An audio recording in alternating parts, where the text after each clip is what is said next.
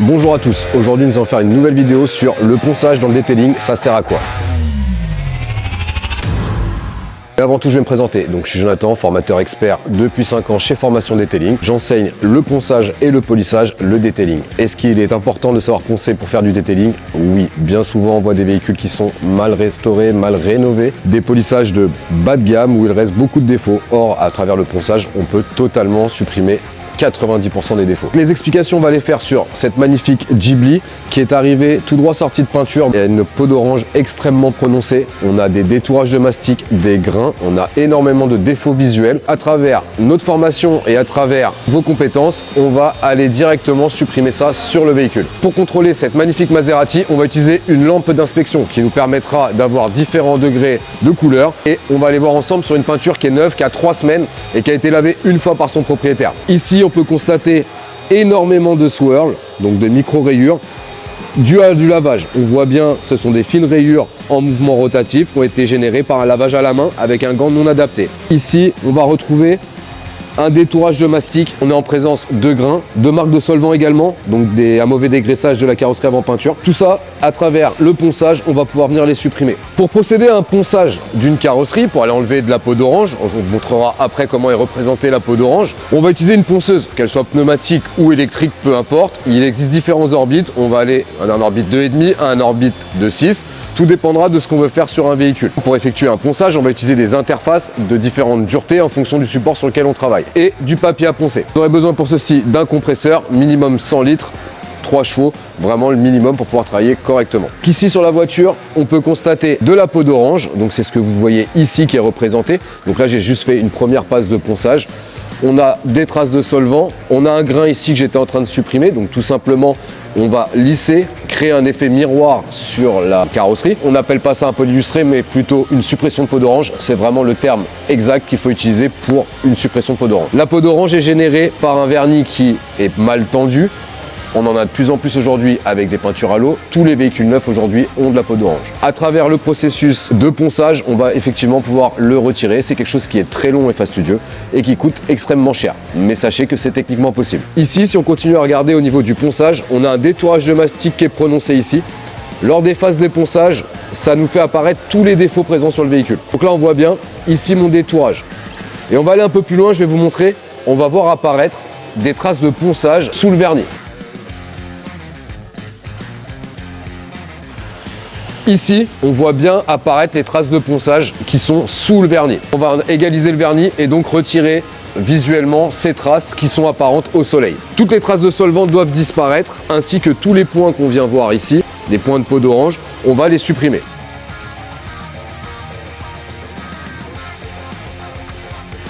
Ici apparaît le détourage de mastic que je vous parlais tout à l'heure. Il est précisément ici. Vous allez voir que plus on va poncer et plus on va le voir apparaître. Donc là, je vais passer très rapidement pour éviter de le supprimer tout de suite. Regardez, ça part d'ici et ça continue. Il continue jusque là, il arrive jusqu'ici. Et là, il redescend ici.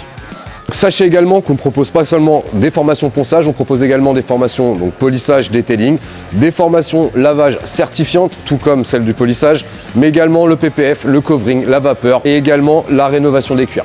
Je termine de poncer et on passera au polissage.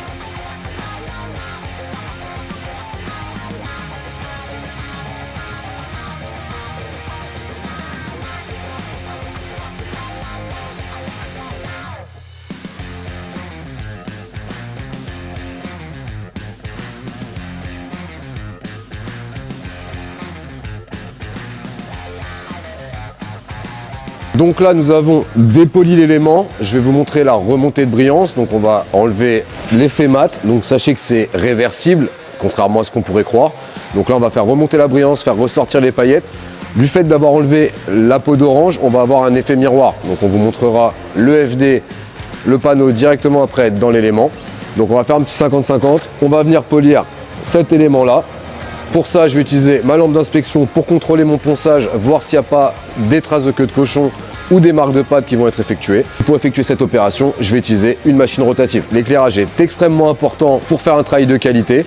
Donc je vous conseille vraiment d'avoir plusieurs types d'éclairage différents. L'idéal étant de travailler dans le noir avec des lampes d'inspection. Pour effectuer un travail de qualité et de précision, on travaille dans le noir à l'aide de notre lumière d'inspection. Je vais utiliser également donc ma rotative avec un pad spécifique. Là, je vais prendre mon polish.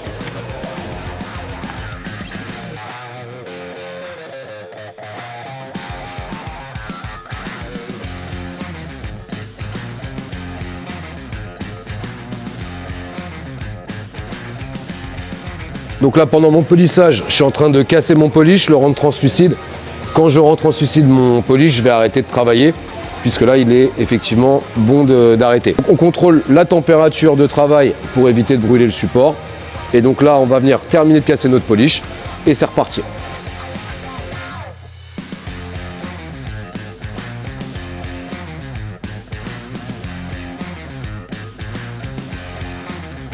Donc là, on peut constater, avant même essuyage, une remontée de brillance et une profondeur au niveau des paillettes. Le vert ressort, c'est juste sublime. Après un polissage à la rotative, on a créé énormément de défauts sur le véhicule. On a des marques de pad, donc là les petits défauts que vous voyez. On a également ce type de défauts zébrés, donc on appelle ça des hologrammes. Ce sont des défauts qui sont créés par une surchauffe du vernis. Pas de panique, on va pouvoir les retirer assez facilement, soit à l'aide d'une rotative, soit à l'aide d'une orbitale. Ce sera beaucoup plus simple à l'aide d'une orbitale si vous êtes débutant. Et vous gagnerez du temps si vous êtes professionnel et que vous travaillez à la rotative pour la correction. Vous gagnerez énormément de temps à passer directement à l'orbital, c'est ce qu'on va faire juste après. Le vernis était chaud au moment de l'essuyage, donc au final on peut constater des marques d'essuyage. On n'essuie jamais un vernis qui est chaud.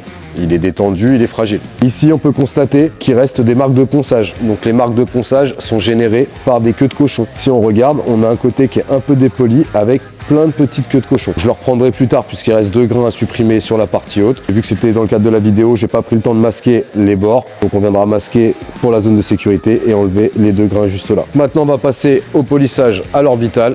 C'est parti. Comme tout à l'heure, pour avoir un polissage de qualité, on s'est mis dans le noir à l'aide de nos lampes d'inspection. On a parlé de polisseuse orbitale. Donc une orbitale, c'est une excentrique à rotation libre. Ce qui veut dire que mon plateau n'est pas entraîné par un moteur. Si je mets de la pression sur ma machine, si je la mets de travers ou si elle n'est pas droite, eh ben, elle ne tournera pas. Je vais venir positionner mon tampon applicateur, donc on appelle ça un pad, sur lequel je vais venir glisser quelques noisettes de polish. Ensuite, on va effectuer ce qu'on appelle un prime. Je vais le poser sur ma surface et le faire tourner.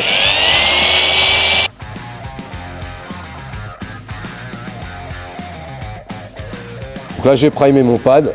Il est intégralement rempli de polish. J'essuie le surplus de polish. Le but de mon médium va être de retirer les marques de pad générées par la rotative ainsi que le voile blanc. Donc ça devrait aller assez vite et on va pouvoir après ensuite démasquer. On va s'arrêter ici, comme ça on aura le ponçage, le pendant et le après.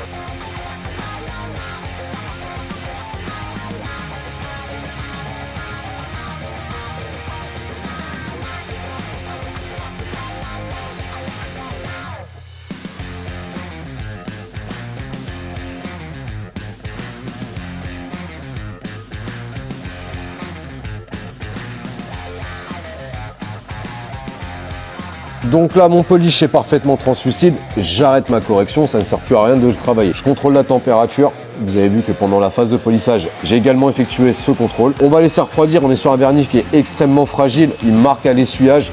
Donc on va bien laisser refroidir le vernis et ensuite on va l'essuyer et retirer le petit bout de scotch. Et on pourra constater l'intérêt d'un ponçage dans le cadre d'un detailing. Donc là, on va procéder à l'essuyage.